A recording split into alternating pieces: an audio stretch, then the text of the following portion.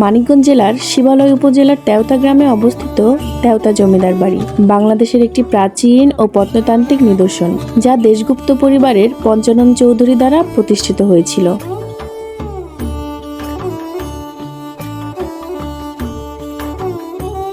মানিকগঞ্জের তেওতা জমিদার বাড়ির ইতিহাস সপ্তদশ শতকে শুরু হয়, যখন পঞ্চানন সেন নামক এক ব্যক্তি তামাকের ব্যবসায় প্রচুর অর্থ উপার্জন করে এই জমিদার বাড়িটি নির্মাণ করেন।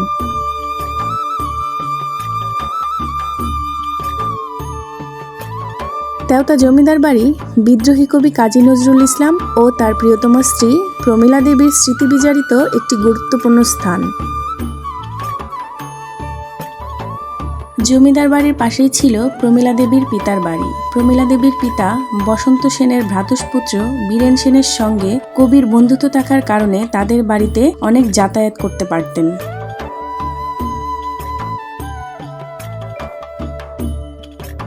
তেওতা জমিদার বাড়ির সামনে 1858 সালে প্রতিষ্ঠিত 75 ফুট উচ্চতার নবরত্ন মন্দিরটি এখনো অক্ষত রয়েছে।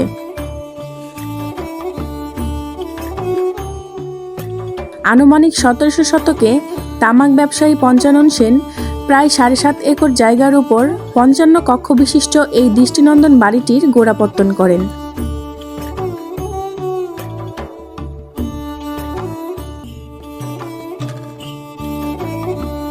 প্রতিটি অ্যাসেস্টের সামনে নাটমন্দির অবস্থিত। পূর্ব দিকের লাল দিঘি বাড়িটি জমিদারদের অন্দরমহল হিসেবে ব্যবহৃত হয়। দিঘিতে দুটি শান বাঁধানো ঘাটলা এবং দক্ষিণ পাশে একটি চোরাকুঠুরি বা অন্ধকূপ রয়েছে।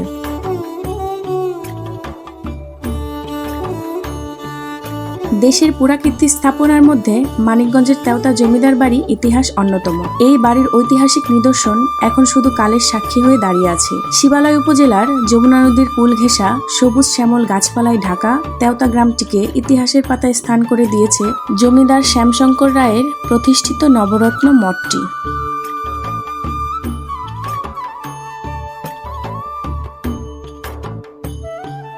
তাছাড়া এই জমিদার বাড়িটি শুধু স্থাপত্য হিসেবে গুরুত্বপূর্ণ নয়, বরং বিদ্রোহী কবি কাজী নজরুল ইসলাম ও তার স্ত্রী প্রমীলা দেবীর স্মৃতি বিজড়িত একটি স্থান হিসেবেও পরিচিত।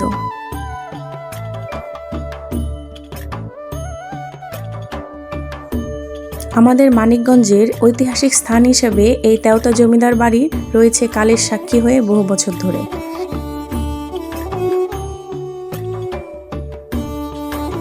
প্রায় 7.5 একর জমির উপর প্রতিষ্ঠিত তেওতা জমিদার বাড়িটি দেখতে দেশ বিদেশ থেকে অনেক পর্যটকের আগমন ঘটে।